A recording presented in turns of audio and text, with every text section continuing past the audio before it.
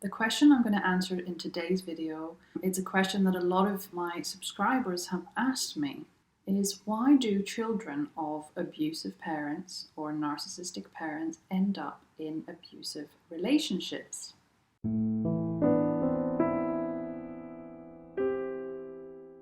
When we are raised by an abusive parent, we are primed, we are programmed to accept abuse as normal.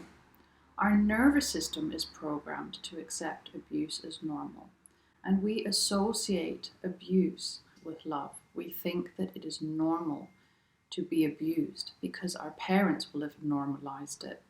They will have gaslighted us. They will have made us believe that this is normal. You may not be conscious that you are attracting partners that are just like your family of origin. The sad thing about this is this will be a repetitive pattern in our life as an adult. We will watch ourselves attract the same type of abusive partner again and again. And unless we do the deep work that is required, the deep healing that is required to rid ourselves of these old destructive patterns of abuse that we have become so acquainted with, that are so normalized and that we are used to, we will not be able to form a healthy relationship. You may have heard of people saying that they married their father or their mother. Now, this is something that does happen.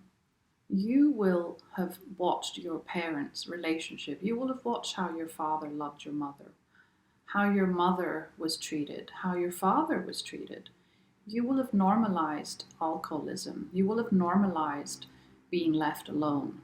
You will have normalized any sort of destructive patterns of behavior. If shouting was normal in your home, then this will become something that is normal in your adult relationship. If you were put down a lot, if you were criticized a lot, you will probably choose a partner that does the same to you. If you were hit, if you were left alone for long periods of time, you will probably find a partner that does similar to this. So everything that you know, everything that you were comfortable with as a child, although it may not have been good for you, although it may have been traumatic, it doesn't matter if this was traumatic. What matters is that it is all you know, and we are creatures of habit, which means that we will want to be around people that feel familiar. But familiarity can be dangerous if that familiarity resembles our childhood, especially when our childhood was abusive. So we have to be very, very aware of any red flags. We have to be aware when we first meet someone, how familiar do they feel? Do they remind us of our parents?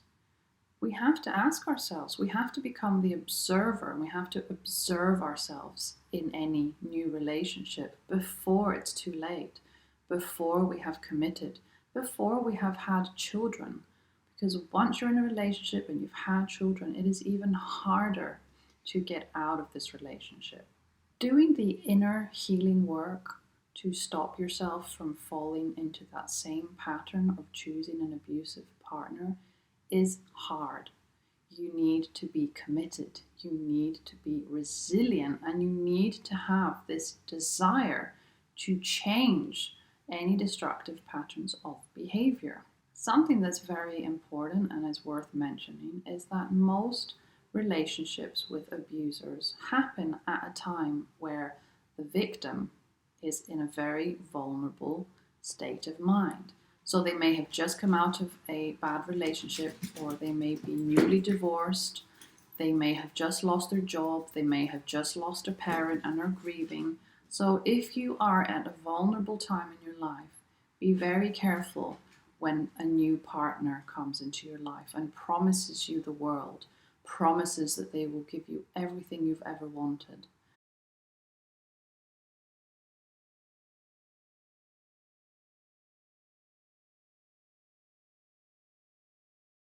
And for those of you who are still living at home with your family, with your parents, and you are already an adult, you may not be able to leave that abusive environment because you are not financially independent. Financial independence is crucial. It is the most important tool that you can have that will get you away from that abusive environment.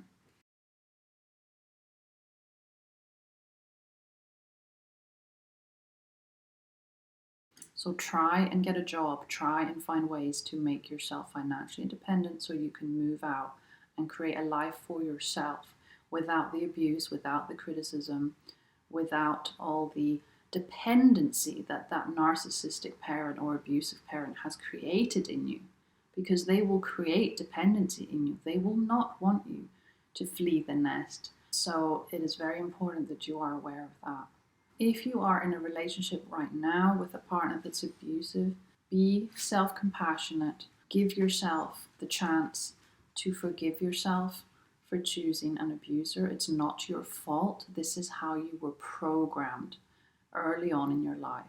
Look after yourselves. I really, really hope this video has answered your questions. Thank you very much for listening today and watching, and I hope to see you in my next video. Take care.